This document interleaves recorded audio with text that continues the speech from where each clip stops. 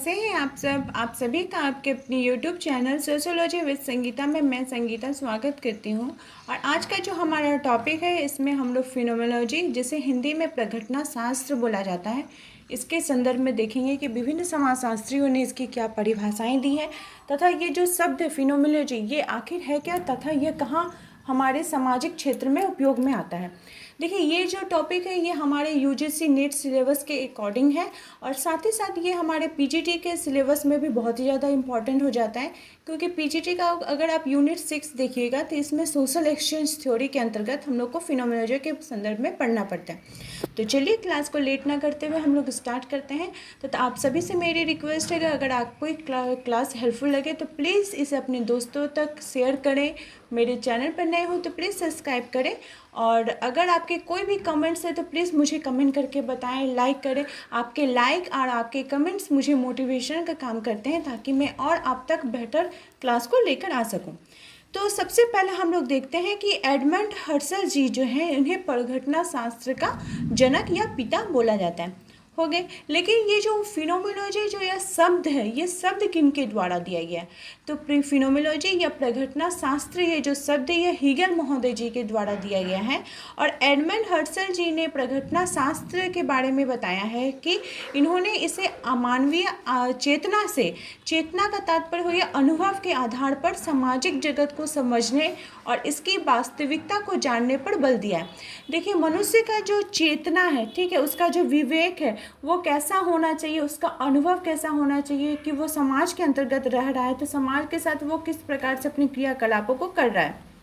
सामाजिक क्रियाकलापों को जो व्यक्ति है वो कैसे समझेगा? तो वो अपने चेतना के आधार पर, अर्थात वो अपने जब अनुभव के आधार पर सामाजिक जगत को समझने का प्रयास करता है, सामाजिक जगत की वास्तविकता को जानने का प्रयास करता है, तो इसे ही प्रघटना शास्त्र या फिनोमेनोलॉजी शब्द बोला जाता है।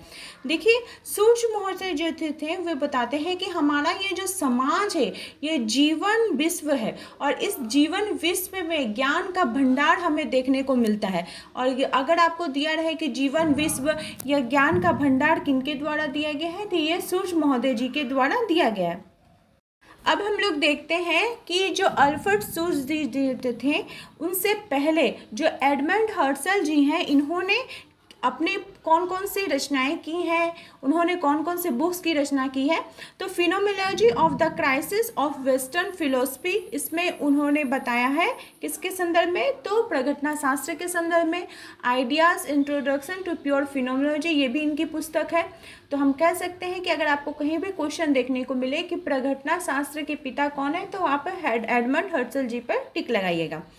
अब हमें क्या बात की, अल्फ्रेड सूज जो थे उन्हें प्रघटना शास्त्र का वास्तविक पिता बोला जाता था।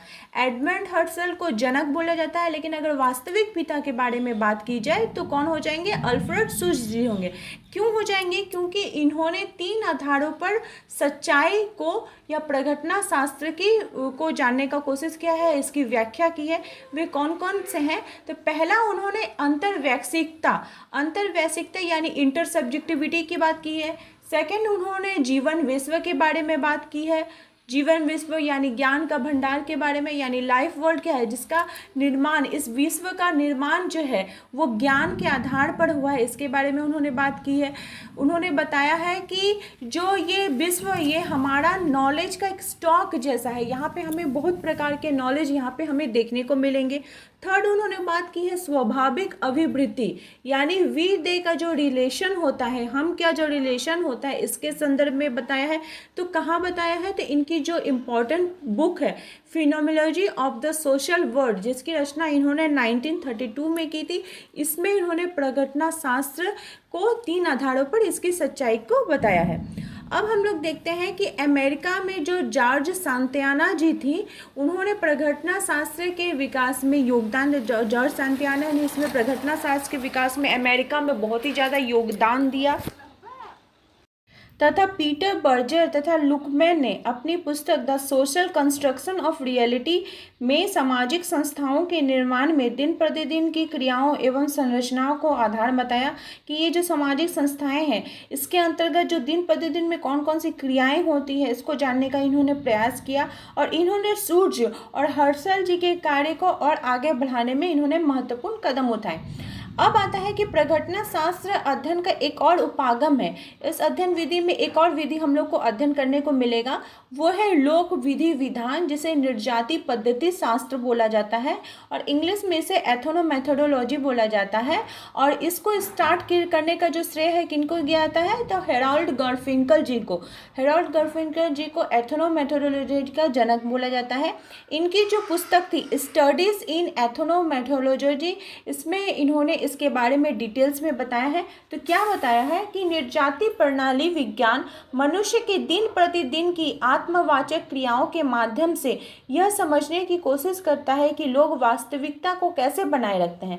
ये वास्तविक जगत जो है, इसके जो जगत चल रहा है, मनुष्य इसके अंतर्गत जो अपने दिन प्रतिदिन की क्रियाएं कर रही हैं वो कैसे कर रहे हैं, कैसे किसी के साथ उठना बैठना, विवाह समारोह हुआ या फिर कोई संस्था बन रही, कोई समिति बन रही है, कहीं ग्रुप बन रहा है, तो क्यों हो रहा है, किस कारण से हो रहा है, इसको इन्होंने समझने का प्रयास किया। और हेरोल्ड गारफंकल जी ने ब्रीचिंग एक्सपीरियंस, संदर्भिता, चिंतनशीलता, मीनिंग एंड अकाउंट्स की बात की है।